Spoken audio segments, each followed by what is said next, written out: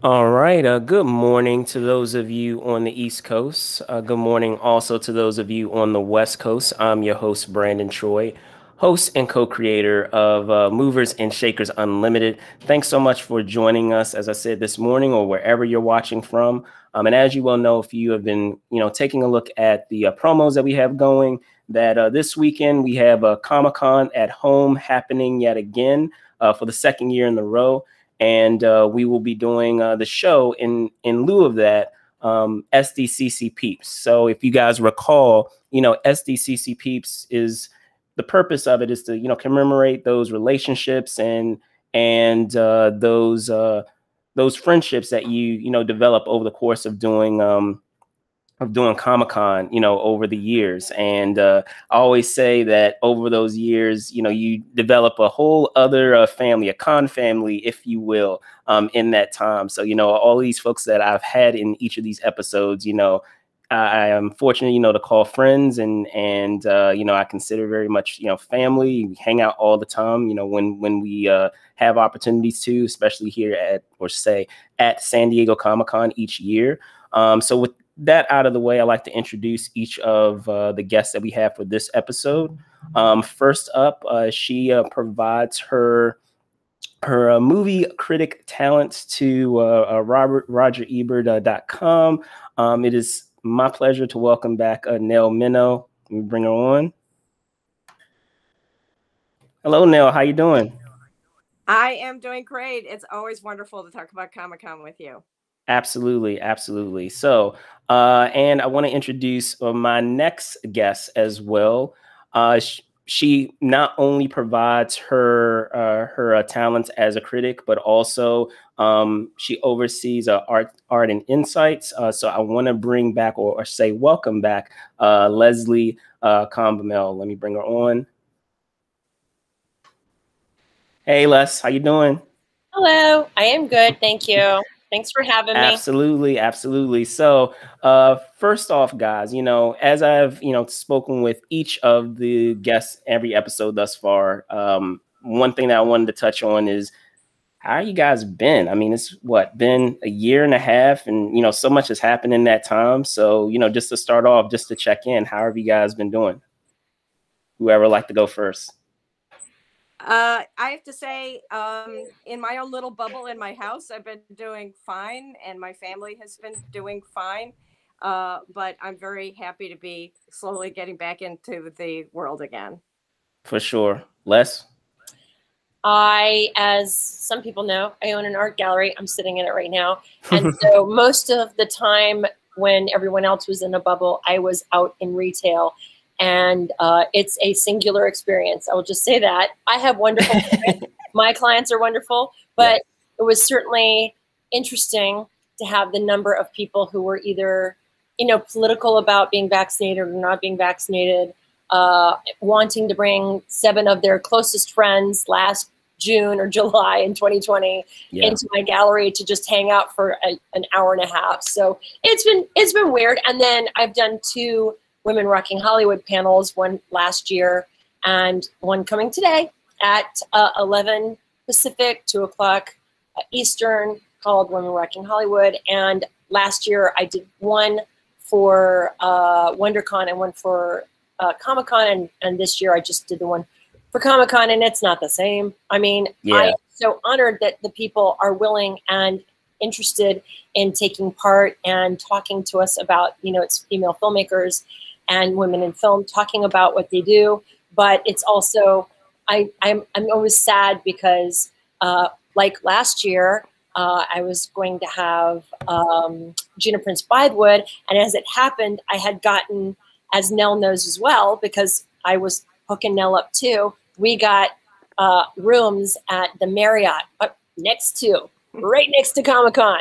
And I'd never gotten that before. It was a miracle. I'd been going forever. And then it got canceled. So, I mean, a lot worse things happened last year, but it was a total bummer. And Nell and I talked a lot about what a bummer that was. Cool. So with that being said, one thing that has been fun as a talking point is that whole idea, and you kind of, skipped ahead and did that welcome back, possibly. Just that idea that a lot of things are starting to slowly open up, and I want to say it's been interesting, and I've commented on it before, of how we're fortunate, you know, where we are, in that a lot of things are slowly opening up, and that's not the case elsewhere around the world. In other parts of the world, it's actually the opposite happening. So, you know, being, you know, appreciative, and if I had a nickel for every time I've heard that, you know, over this period of time of, you know, being appreciative of those small things, a lot of those things that we've taken for granted that, you know, we have, you know, recreationally, to be able to do, you know, going to something as simple as going to a movie theater, you know, being able to go to a film festival, being able to go to a con. So, well, Brandon, I yes, was remembering that the last time we were together at Comic-Con, you and I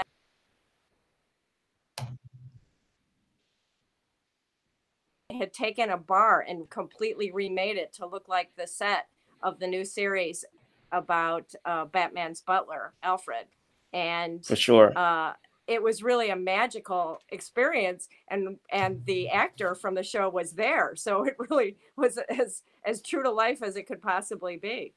For sure, for sure. And to, you know, speak on that further, you know, just that idea that I know last year we were talking about, you know, what was your first Comic-Con, but in lieu of that idea, I figure I've thrown in a sequel question to that, if you will, and that idea being, what has been your first comeback, if there has been one, and if there hasn't been one, if that you've attended as of yet, what will be your first live comeback?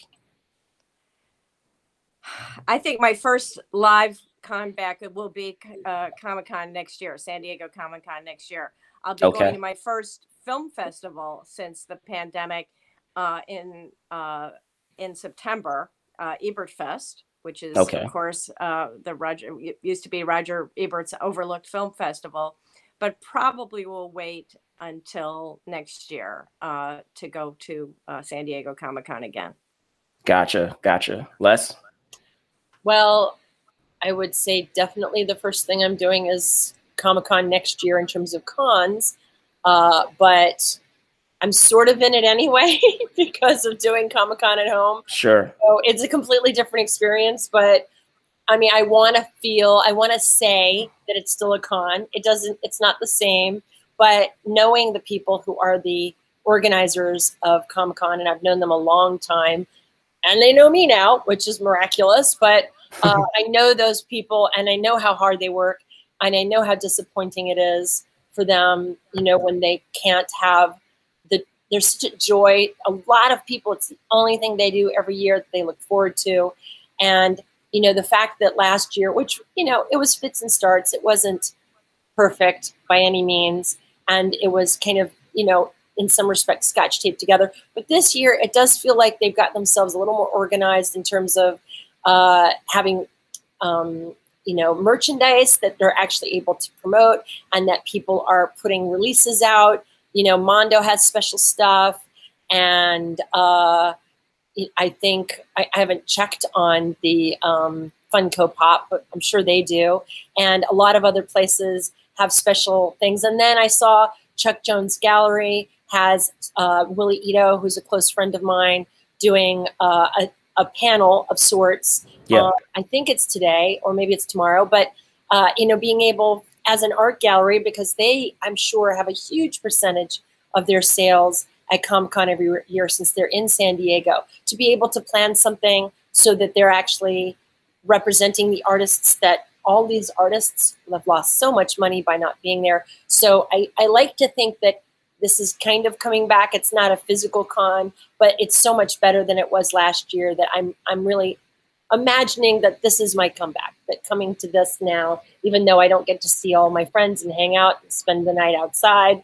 And, you know, for the panelists, for Women Rocking Hollywood, the experience of being in person and having the applause and the serious adulation, it's really beautiful. Nell has been to every one of our Women Rocking Hollywood panels, and so she knows the people that are there are so excited. And I just can't wait for that again, for people to be able to have their physical panels and to have from my perspective, to have the people that I am amplifying, who are so incredible, and a lot of people don't even know who they are, get the kind of excitement and adulation and respect, that they always get when we have an event.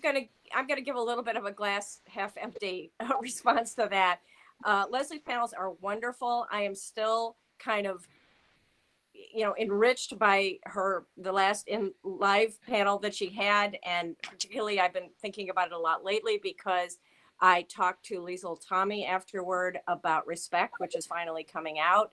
And so much of what I talked to the people on that panel about has really enriched the last 2 years of our lives. So that's been great. I will say that I think last year's Comic-Con at Home was better than this one because, it was a little messy around the edges, but all of the events have been planned and they just moved them all online. This year, there's kind of a sense everything's been pre-recorded. There's no interactivity, and there are no really big, high intensity events. Snake Eyes, I went to the Snake Eyes event and it was basically, an infomercial. And, right. Yeah. There was one very funny part where they had stop motion animation of the G.I. Joe dolls talking to each other. That was kind of fun. Right. Very robot chicken. Yeah. Yeah, exactly. But, I found it to be a tiny fraction in terms of the variety of what's available. Obviously, the interactivity is not there. And for me, one of the best parts of Comic-Con is going to the panels of the below the line people, the production designers, the costume designers, getting a chance to interact with them. And really, none of that is happening. So this is, I want to say Comic-Con light, this is, and I'm a little worried, and I want to hear what you guys think, that it's not going to come back the way it did. It's not going to have those just big Comic-Con moments anymore.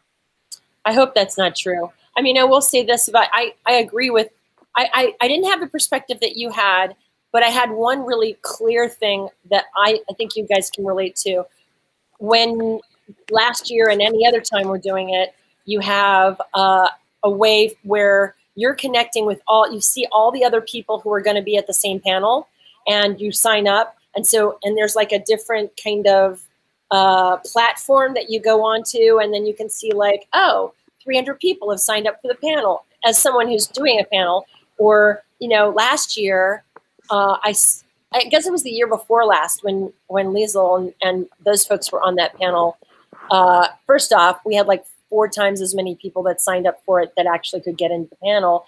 But then also just to be able to see the names of all the people that had signed up on that part of the platform for Comic-Con, which is, it's online. That part is online. So why they couldn't do that again in the same way, which it's not. Now it's just put it on your Google calendar. It's not at all the same. And that's disappointing to me because I like to, and that is like a teeny bit of interactivity because at least you see the other people that are going to be on it. So yeah, that's that. And in terms of Nell, what you're saying about it coming back or not coming back, I mean, the real problem is that Disney has found other ways to do it. Yeah. Warner Brothers has found another way to do it. Exactly. So then are they going to, because it's really expensive. I mean, I can't go to the one in December. I can't have a panel there because I have a sponsor. And if I don't have a sponsor, I can't afford to fly these people or train these people and have hotels for them because it's really, really expensive. And so I can't be there in December. Will my sponsor go back next year? I don't know, so all of that is concerning, very much so. Yeah, I worry that it's like cable TV. Everything's going to split up. Instead of having, the wonderful thing about Comic-Con was you had everything there. You had movies, you had games, you had comics, podcasts, whatever. It was all there. And I worry that it's all going to split up and be sort of very narrow going forward. Definitely. And, great minds think alike, because that's actually what I was going to get into is talking about, this what they're doing virtually this year. So, just with that in mind, and you guys have touched on it already, because I had a chance to see some of the programming as well. And And, you know, just as you were commenting on Les and what you were commenting on in Nell, it's just not the same. And it seems kind of like, I hate to say, you know, kind of patched together versus, you know, taking, taking a, initiative in trying to create a unique experience. And I feel like, because Comic-Con understands that, you know, as a live experience, that there isn't really any other show like them, that I feel like they're kind of resting on their laurels by doing what they have done with the virtual show, because I've seen other cons, you know, attempt to do their virtual shows, and I've seen cons that have far fewer resources that have done, you know, some unique things. So and I've brought it up. I'll bring it up again. I'll never forget what Farpoint did this year. I don't know if any of you guys are familiar with that con, or Yes. or what they did, but they used the app GatherTown, and they essentially just did like a old school RPG game of the venue, and you could create an avatar of what the venue space was, because they use I'm brain farting. I want to say Delta Inn, that's in Baltimore. That is normally their like annual space that they use all the time every year. And so like they basically reshaped the entire RPG as the entire venue space of the hotel. You could pick an avatar, make it unique to look like you, and you could interact with other people that were at the con, so to speak, who had their own avatars. So like you would see other, just like you have at a con, people are walking past each other to get to certain spaces. You still had the panel rooms. So like when your avatar entered the panel room, you could click on a button and it would take you to the panel that was a Zoom meeting. So like there was a way to still be able to kind of get that experience where, as people were walking, as avatars were walking by each other, based on the distance, you know, you could speak with them, interact with them, because basically whenever your avatars would come in and contact each other, the whatever webcam or whatever audio device they use would, you know, come into view. Were the panels live? Yes, they were. Because that makes a huge difference too, I feel like. And I also think, I mean, I hate Zoom. I'm never not hate Zoom. Not because, and Nell also can speak to this, because she knows being there in person and seeing them interact, you know, being able to read each other's body language and all that makes a huge difference for the way the panel goes. Indeed, yeah. And also in filming in advance, well, for one thing, we had to film it like a month. It was supposed to be a month and a half in advance, but I couldn't do it because I hadn't even seen one Loki episode. And Kate Herron, who is the director of all the Loki episodes, was on my panel. I needed to be able to see the show. So I was able to get them to give me a dispensation for it to be, you know, a shorter distance between the con and the filming. But, you know, when you're filming it, it's only 45 minutes. So it's not even, and I'm telling you, 5 minutes makes a huge difference when you are, you know, trying to get as much information about and amplify as much as possible with these people that you've got on your panel. Yeah, so to me, it not being live is a real downside, and I would have liked to have been able to, and then also all of the weird stuff that can happen on Zoom. You know, in recording my panel, yes, I had something really screwy happen literally a minute and a half before we were supposed to start, and it completely discombobulated me. And you know, I already don't like Zoom, but then I was like sort of hemming and hawing and umming a lot because I was so discombobulated. Oi. So, you know, gratefully it's not about me, so it doesn't matter. I cut out almost everything I said in the entire panel so that it was just the people that were on it. But still, that to me is really bad, to not be able to. And Sundance, they did something much more interactive this last year. So, I mean, I feel like that was an example of, at least they had some spaces we could be together. Well, that's okay. I'm now going to go back to my normal glass half full outlook and say, yeah, I hope that that what will go forward is that they will open these things up. Yeah, it's wonderful to be there in person, but there are so many events that they should just make available live streaming Absolutely. to anybody who wants to be there. And particularly in film festivals, I think that part has worked very well. But yeah, the idea that the panels are done 2 months in advance, they can't talk about what's happening now, which, it doesn't have that immediacy. And I think that's a problem. Now, I attended a panel yesterday of women studio executives, and they talked about what some of the advantages have been of what is a friend of mine refers to as the great pause. And they said they are able to get meetings much more quickly because everybody can just jump on. And that's great. And I think that will stay apart, because they're working with people literally around the world. And so I think that will stay. And they also talked about, and I think this will, for better and for worse, I think this will continue to be the way of the future. They said that the way that pitches are coming in is very different, that there are a lot more sizzle reels. They said my attention span is a lot shorter, get with it. We used to give people 20 minutes. Now we're giving them 10 minutes. So as I said, for better and worse. Now, I did have one experience yesterday that all of a sudden reminded me that I was at Comic-Con. So I want to mention that. And that is that I went to the panel of Amazon and IMDb, where they're talking about their upcoming projects. And there's a director there named Nicholas Entel, a Mexican director named Nicholas Entel. And he said, in this very charming way, he said, now you have to blame me for all of the Narcos movies and TV shows, because I really started that with my documentary about the son of Pablo Escobar, and I apologize. And so what I decided to do was drop an atomic bomb on that entire genre and make it impossible for anyone ever to do it again.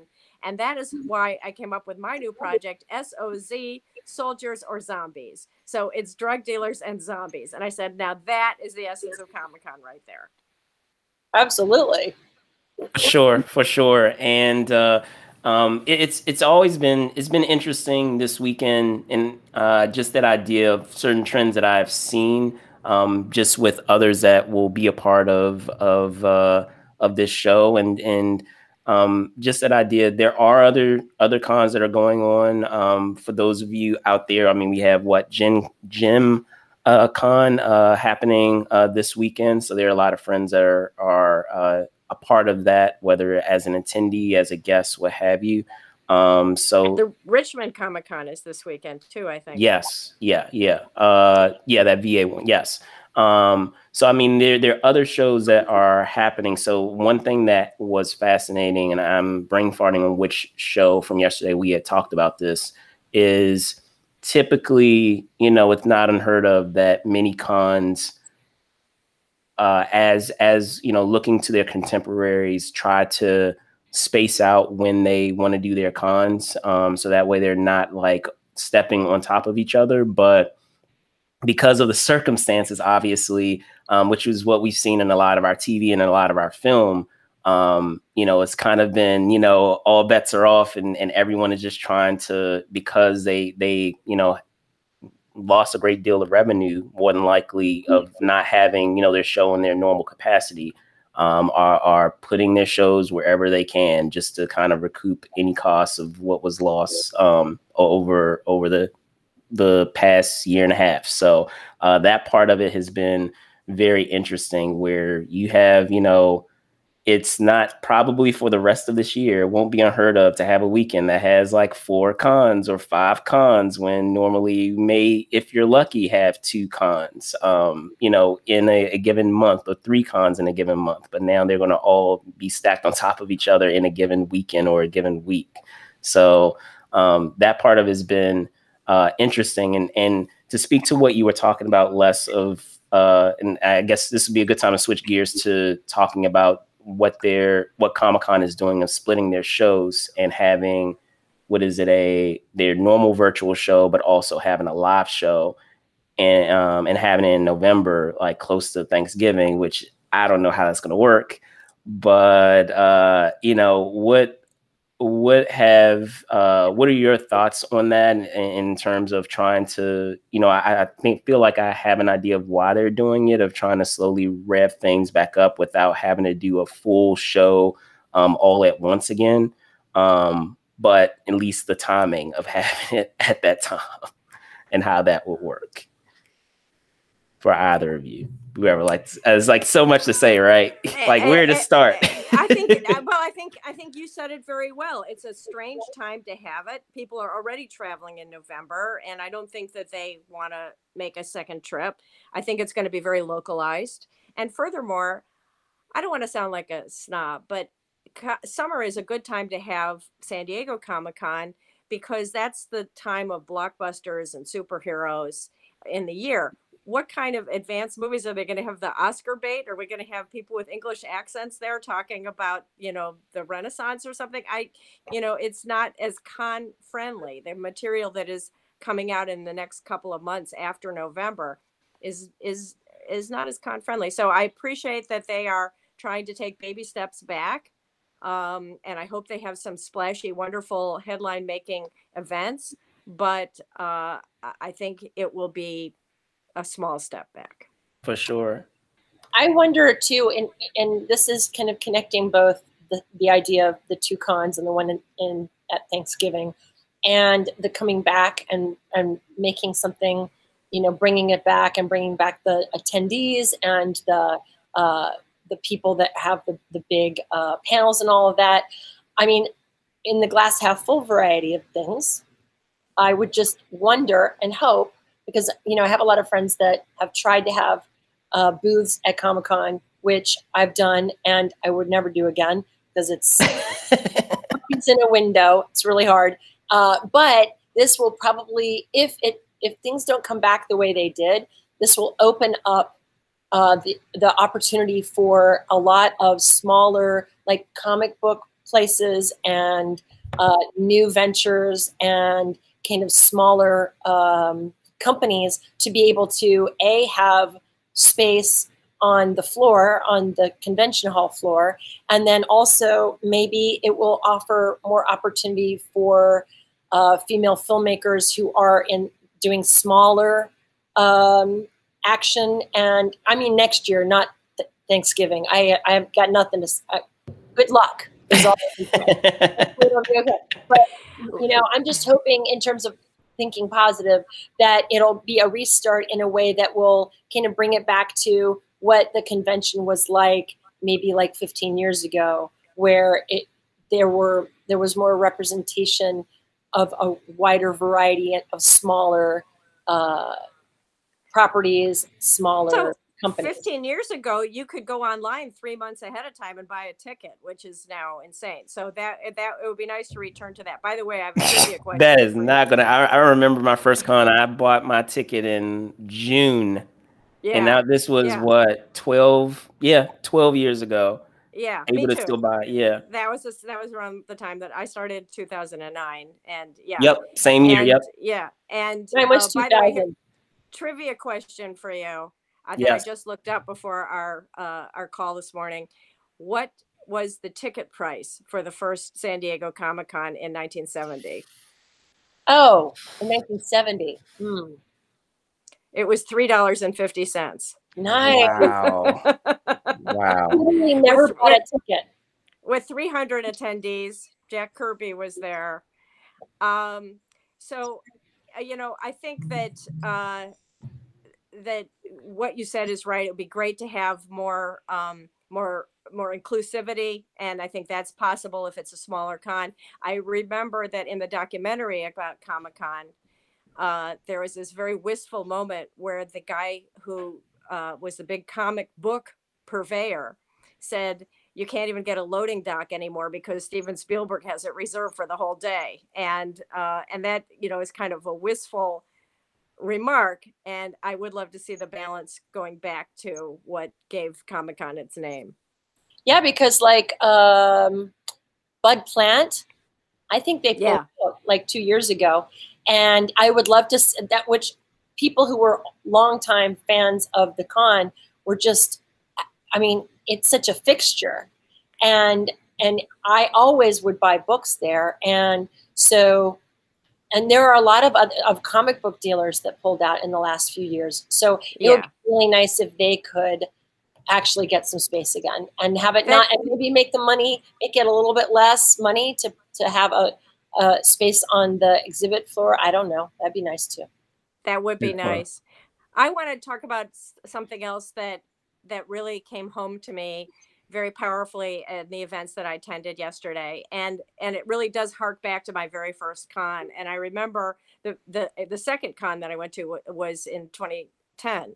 And that was the one that the first one I covered as a professional and that I wrote an article about. And I remember writing in it, nothing is just one medium anymore. Everything has to be a comic book and a game and I said record music, and and a movie.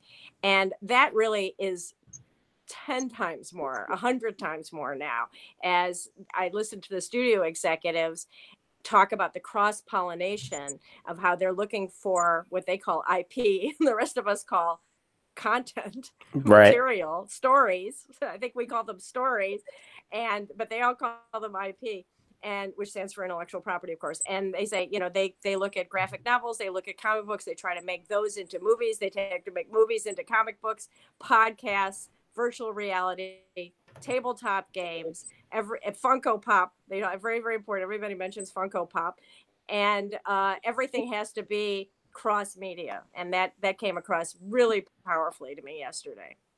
Definitely. Go ahead, Les. I was just going to say to what Nell's talking about, the fact that they call it IP, and you know so much more about all of that than I do.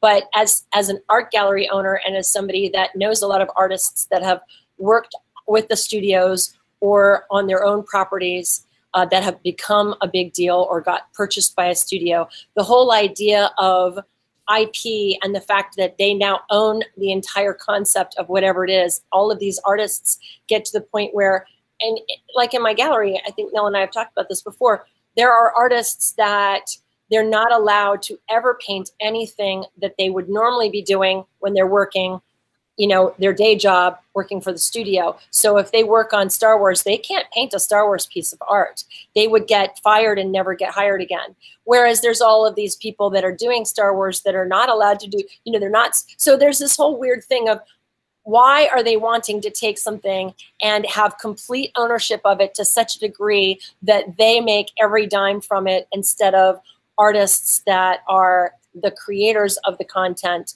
being able to, and a con is a perfect example of that, being able to promote their own property or something that they had a hand in, and not have it be only just about, oh, Marvel bought this, and so Marvel makes every dime from everything that's ever done on it. And I think, so that's too an issue around, wouldn't it be nice if more artists and more creators would be able to take ownership of at least a percentage of it and be able to promote it at Comic-Con, instead of it being about IP and a product, and not artistry, and not something that is,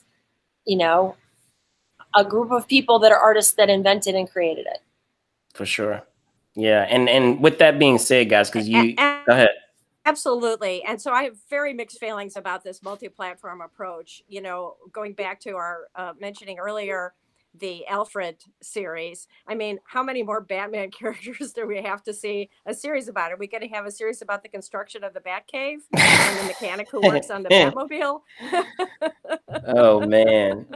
Yeah. It's always interesting to see how far, in terms of different stories, how far or how deep, we mine for a lot of the stories that we have. So, but with that being said, guys, I know you guys were touching on it just now, but, just final thoughts. You guys were getting into some theories of things that we will see. Obviously, fingers crossed, we assume, things will go completely, back to normal at some point. But, over the 18 months that we've seen a lot of things, change and adapt. So are there some things, and as I said, you've commented on some of them, but are there other things that you foresee that even if we get back to having our live shows be in the way that we are accustomed to having them? Are there some other things that you've pictured that will forever change and we will forever see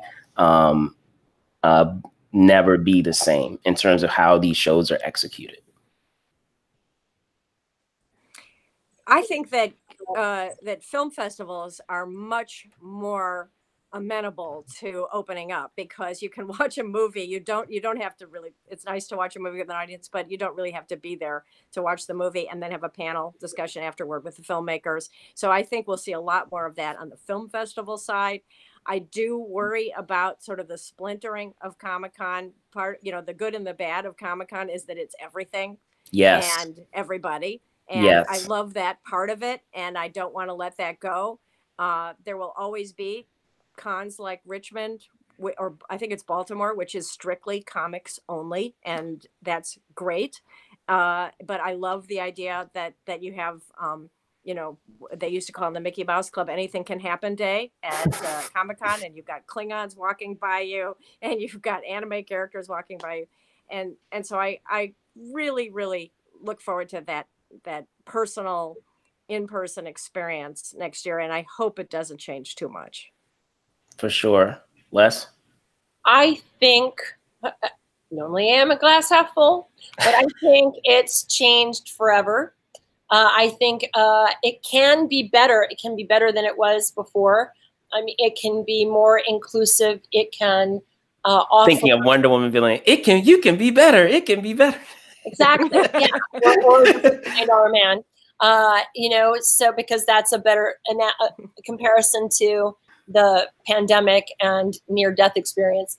But yeah, it can be better, but it will be different. I don't think anybody knows what it will be, but it will be different. And hopefully, there's a lot that is in the news about how in 1917, after the flu epidemic that killed so many people, there was this erasure of memory in society about what had happened, and people just acted like it had never happened. And I don't think that, I hope that that's not how that will go in this case as well, because there are a lot of things that could be better at Comic-Con. The live experience is amazing, whether it's big or small. It's always wonderful. So hopefully what will happen is whatever it becomes, which will have to be different than what it is now, because if Marvel comes back and Disney and DC, it probably won't be right away, I don't think. But maybe Netflix will have a huge thing, Maybe Netflix will be the new Marvel in Hall H. Or maybe they'll give Women Rocking Hollywood Hall H. That'd be cool, because then we would have female filmmakers in front of 7,000 people. For sure. Those are things that could happen, or below the line people could wind up in Hall H, which make my heart sing, and Nell's, I know. So, I'm just trying to think that whatever it is that will happen, it won't be what it is now, but I hope that it will make it so that people who haven't had a voice will have more of one going forward. That's my hope. For sure. And I guess the thing that I foresee that we're starting to see instances of is just that idea of which is understandable, having folks having to show their vaccination cards. Like, we're starting to see that become a mandatory thing. So perhaps that will be a standard thing across the board. To your point, Nell, what I hope we don't see is that, because of the fact that we have a lot of folks that are because of their content, they are starting up new cons. Hopefully what we don't see is that those very cons that went virtual decide, okay, this actually went pretty well. Let's actually start our own show. And now we have another show to go to, versus having, as you said, having them all under one umbrella. It makes it far easier. Can you imagine having to do San Diego Comic-Con and then they actually have a DC fandom? I don't want to put it out to the universe. I don't want to put it out to the universe that we have a DC fandom live show, or a Marvel, some type of Marvel niche live show on top of all the other cons that we have. That is my fear because of you know, now them getting a taste of, oh, well, we can do our own thing and we don't have to share. We don't have to share. We can have everything to ourselves. Let's do our own show. Yeah, they should stick with Comic-Con and spend the rest of the time actually creating new content. Right, right. But with that being said, I want to thank the both of you for you know, coming on this morning on a Saturday. Appreciate you sharing your Saturday morning with me. With that being said, can you tell folks where they can find each of you? Whoever would like to go first. I'm Nell Minow. You can find me at rogerebert.com and moviemom.com and on Twitter at moviemom. Cool. Les? I'm Leslie, Women Rock Film on Twitter or Cinema Siren, and I'm at I write for the Alliance of Women Film Journalists and the credits. But what I really want to tell people is, if you're watching this or you see this today, or even if you see it next week, go on YouTube and go to Women Wrecking Hollywood and watch the panel, because the panel is at 2 o'clock today Eastern Time, 11 o'clock Pacific, and support and amplify these female filmmakers, because we really need to get 51% of the world is women. We need to get a higher percentage of women below the line and in front of the camera and behind the camera, and that's what we try to do with Women Wrecking Hollywood and the other panels like the one Nell went to yesterday of female executives. So support those panels, support ours, Women Wrecking Hollywood. That would be great. And that's all I'm saying. Thank you for having me. Absolutely. Well, there you guys have it. Again, I want to thank my host or my guest host this morning for joining me. You can find me on Twitter at Brandon Troy ENT, which you see down below. Also at Brandon Troy _ENT on Instagram. You can find us at Move and Shake UNLTD on Twitter, and of course, Movers and Shakers Unlimited on Instagram. Thanks so much for watching. Be safe out there, and see you soon. Bye. Bye. Bye now. Bye, Brandon. Bye.